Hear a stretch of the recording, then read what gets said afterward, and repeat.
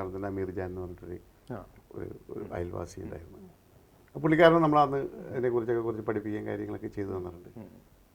പിന്നീടുള്ള കുറച്ച് നാടകങ്ങൾ പുള്ളി എന്നെ പറഞ്ഞു തന്നു. അത് കഴിഞ്ഞിട്ട് പിന്നെ ഞാൻ തന്നെ ഞങ്ങളെല്ലാവരും തന്നെ അങ്ങനെ ഡയറക്ടർ എന്നൊന്നുമില്ല.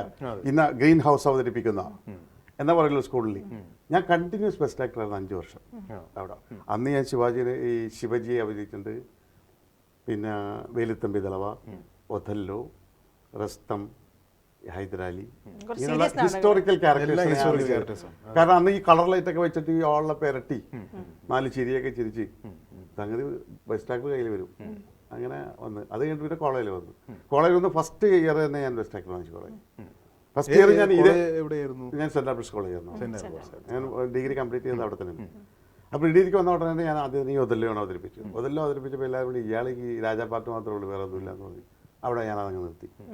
എന്നിട്ട് പിന്നെ സോഷ്യൽ നാടകങ്ങളിൽ കയറി. അവിടെയും ഞാൻ 4 വർഷം കണ്ടിന്യൂസ് ബെസ്റ്റ് ആക്ടറായിരുന്നു. 5ാമത്തെ വർഷം ഞാൻ ആർട്സ് സബ് സെക്രട്ടറി അതിൻ്റെ പേരിൽ എനിക്ക് മത്സരിക്കാൻ പറ്റില്ല. പിന്നെ അതിൻ്റെ ഫൈനലിൽ വന്നപ്പോഴാണ് ഞാൻ 73-72 അപ്പോഴേ സിനിമ എന്നുള്ളൊരു സ്വപ്നം മനസ്സിലുണ്ടായി. സിനിമ ഒരു വലിയ സിനിമാ നടനാകണമെന്നില്ല, ഇടയ്ക്ക് സിനിമയിലൊന്ന് തല കാണിക്കണം, അത്രേ ഉള്ളൂ.